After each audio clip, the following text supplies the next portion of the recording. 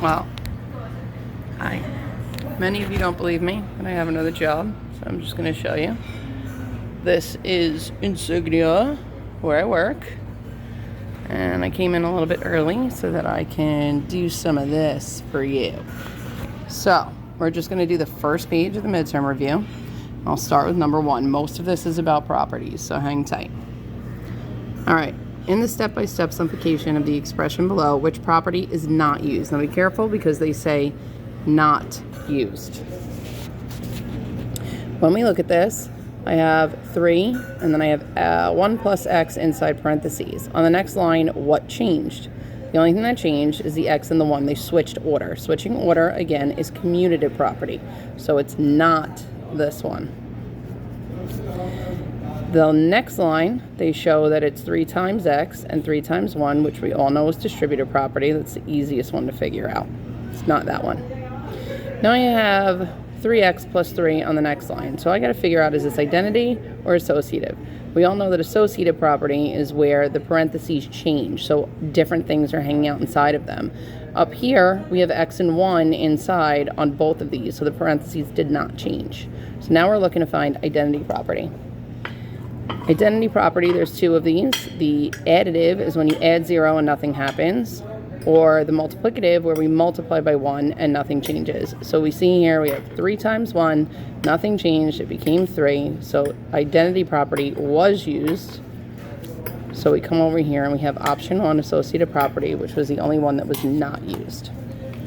Number 2, which equation is an example of the use of the associative property of addition? All right, so we just said associative properties where things inside the parentheses change. So over here we have parentheses only on one side. Over here there's no parentheses, so it can't be either of those. You have x and y hanging out here, and then y is hanging out with 3 over here. So this one is the one that shows the associative property, choice 3. Off the topic of properties, we have the product of the square root of 576 and the square root of 684 is. Well, I don't have my calculator with me, so I'm going to use common sense. Irrational because both factors are irrational. Now, remember the thing that I told you. If you have a rational plus a rational, your result is going to be rational. If you have a rational and an irrational, result is irrational. And if you have 2 crazies having a conversation, that result is indeed going to be crazy. But what happens when we multiply? And that's what they're talking about here, product. Rational times rational. 2 normal people get together, make a baby, they have a normal baby.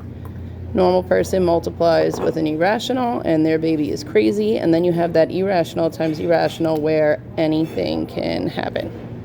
So if anything can happen, then is this statement even true? Irrational because both factors are irrational. No, because anything can happen. So that's not it. Rational because both factors are rational. That could be the case, but I don't know because I don't have my calculator. And 3, irrational because one factor is irrational. Again, could be the case. And 4, rational because one factor is rational. That cannot be true, so I have to eliminate that one. Our choices now are 2 and 3.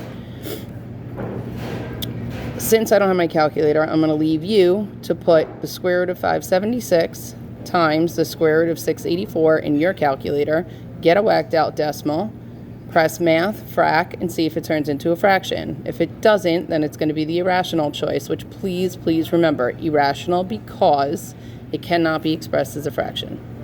All right, moving on. 4, Felicia's teacher asked her to name a rational number. Which of the following choices should she not pick, or shouldn't she pick? Well, we all know the square root of 25 is 5. That's rational.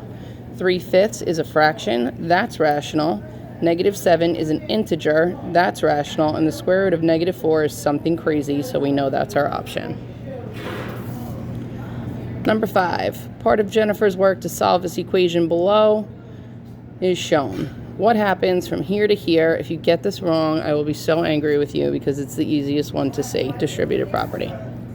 Number 6, what is the product of -3x squared y and 5xy squared plus xy? Well, this one takes some work.